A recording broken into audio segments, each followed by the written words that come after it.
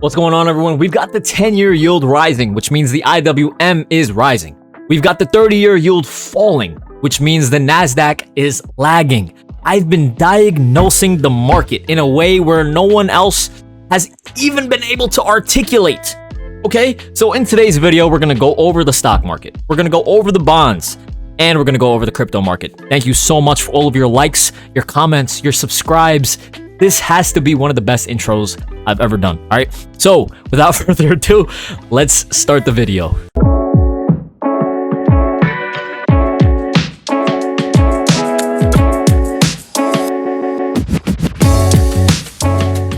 So as we can see, for the three main indices, the only indice that was green for the day is the IWM. And to get a better understanding of why the IWM is leading, we need to look at the US 10-year yield.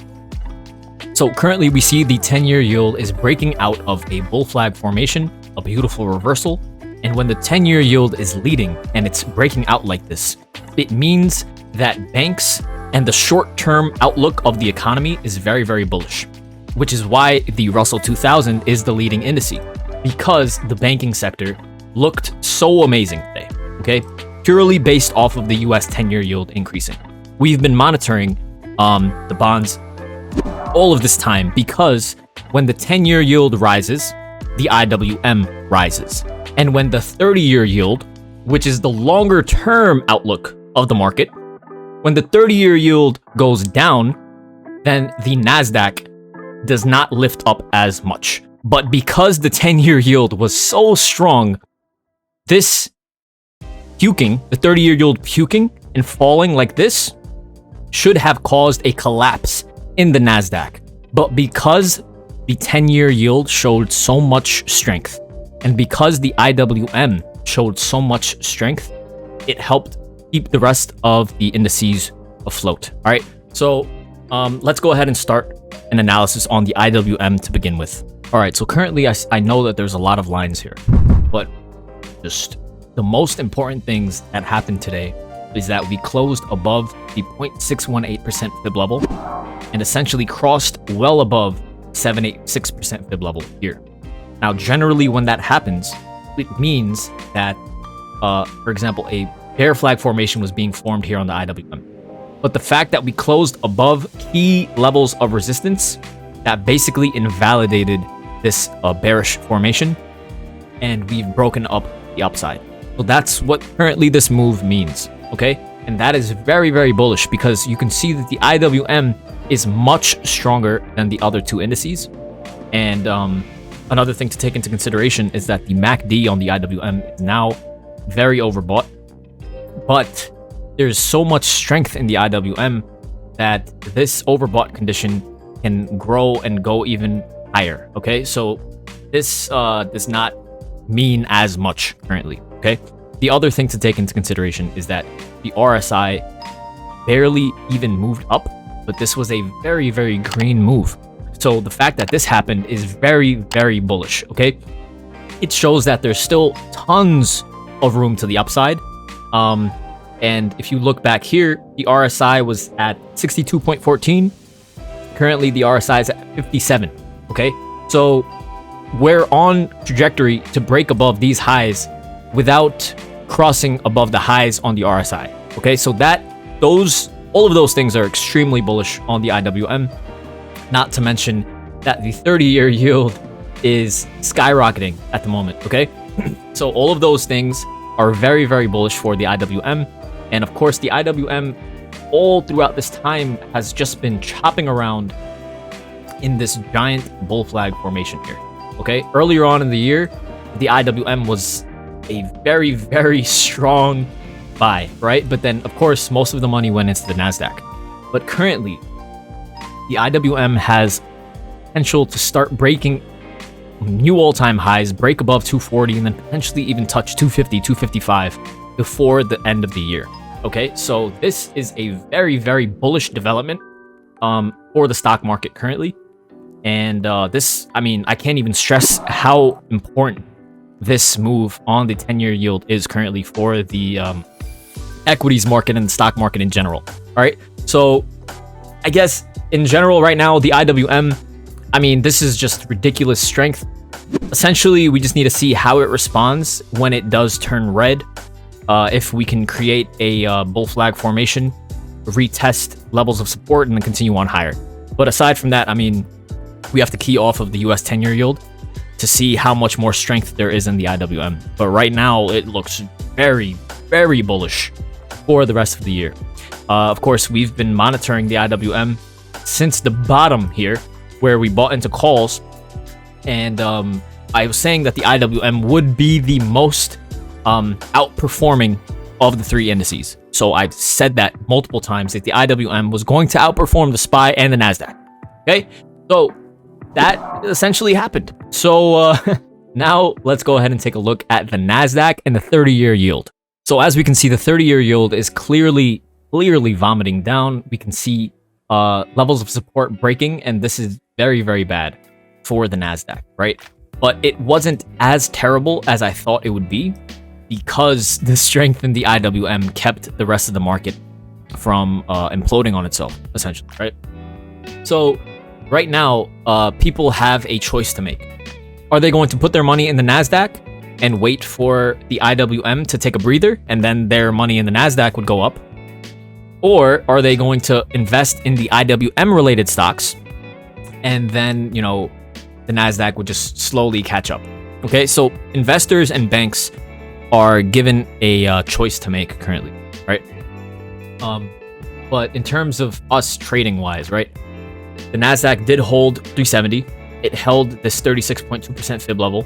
And whereas the IWM is trading all the way up here, right, because the IWM closed at the 786% fib level, right?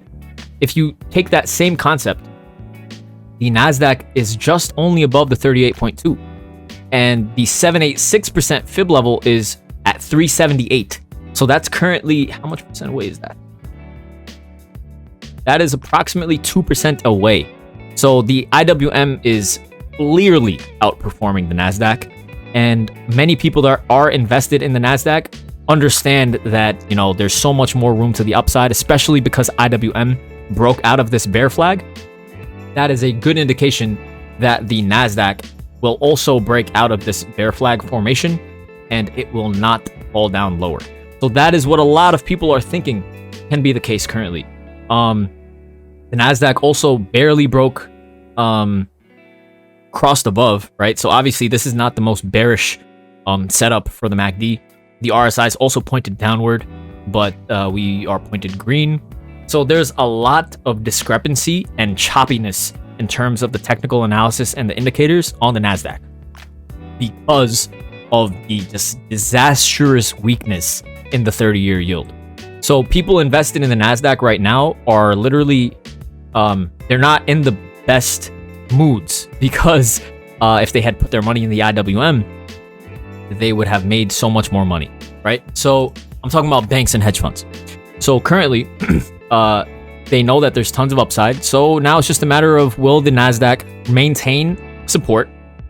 Will the IWM continue to lead the market? And can this also maintain support? And essentially, that is really it for the NASDAQ. The NASDAQ is just going to essentially follow what the IWM does until we see a clear discrepancy of what's going on in the yields. So if the yields start to turn, and then we can see some sort of movement out of the IWM and into the NASDAQ once more. But currently, it looks like towards the end of the month, especially, the IWM is going to have the most buyback into the end of the month for rebalancing purposes for hedge funds. All right. So yeah, overall, I mean, there's tons of more room to the upside, and we need to hold 366 on the NASDAQ. That's purely it. Okay. Now let's go ahead and take a look at the SPY. So the SPY, the 786 level on the SPY would be 448. So we're currently trading at 442, which is approximately 1.2% away. So the SPY is also underperforming the IWM in terms of this movement. Also, the fact that the IWM broke out of its bear flag formation, it can be a good speculative move that the SPY will also break upward. Okay, so that's what a lot of people are hoping for.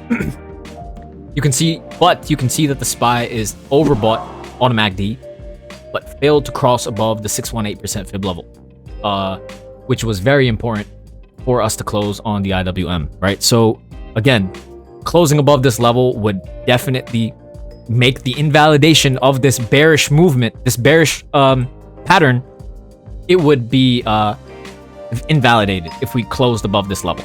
So that still needs to happen, okay? Essentially, now we just need to see if the SPY can hold 441, if it can hold back this trend line here, and then bounce and reclaim on higher. Because currently we've been skyrocketing up and reversing very strongly. So I would not mind if we see some sort of a consolidation here, holding these levels, and then a bounce back upward. So right now, things look very, very bullish for the entire stock market because the 10-year yield is skyrocketing, okay?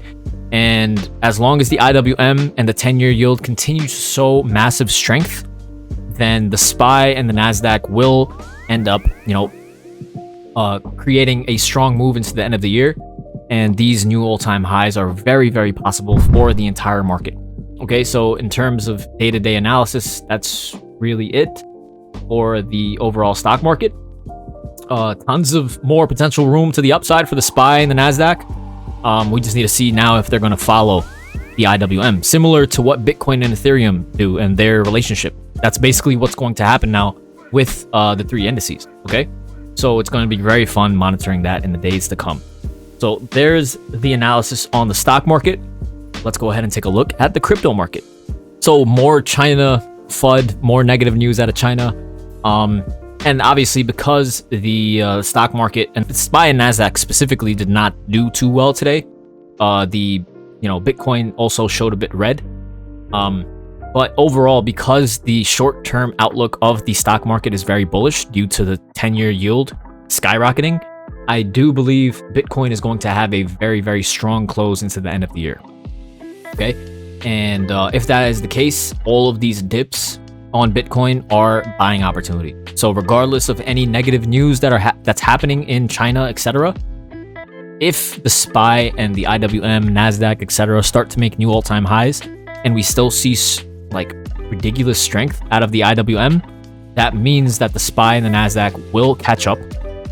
And if they catch up, Bitcoin will definitely start to, skyrocket. So all of this is just choppy consolidation. We consolidated for months back here, and we went and retested back up to 52,000 at a time when everyone was calling for low 20s. Okay, so we're here at a consolidation level once more with a very, very important level of resistance. So that level of resistance for today is going to be 43,700. So if we get a close above 43,700 today, that is very bullish. Tomorrow, 43,850. So essentially, this next few days, if we close above 44,000, that is very, very bullish on Bitcoin. You can see that the MACD is still has yet to cross above, which is very, very bullish. The RSI still has tons of room to go to the upside, which is also very bullish. So essentially, I guess we're just waiting for China news to subside, and we're waiting for the overall stock market to start to pump based off of the 10-year yield increasing. Okay, now let's go ahead and take a look at Ethereum. So Ethereum, obviously, Bitcoin is down, so Ethereum is going to be even more red. It's still consolidating around this area. As long as it holds above these levels of support, again, it all really depends on China news and the entire stock market. But the fact that the 10-year yield is increasing so strong, everything that I said to Bitcoin basically essentially applies to Ethereum as well. Bitcoin can start crossing and closing above 44,000, and if Ethereum can start crossing above 3,100, those two things are very, very bullish. But the only difference is that Ethereum crossed above on the MACD. So that is the only difference here. But aside from that, I mean, it's all just relative. These are just dip buying opportunity. If you believe that Ethereum is going to be 10,000 in the future, if you believe that Bitcoin is going to be 100,000 in the future, These downward moves are just opportunities to accumulate more coins, okay? So I hope you guys enjoyed the video. I really appreciate you guys watching and taking the time. I will see you guys tomorrow. Thank you.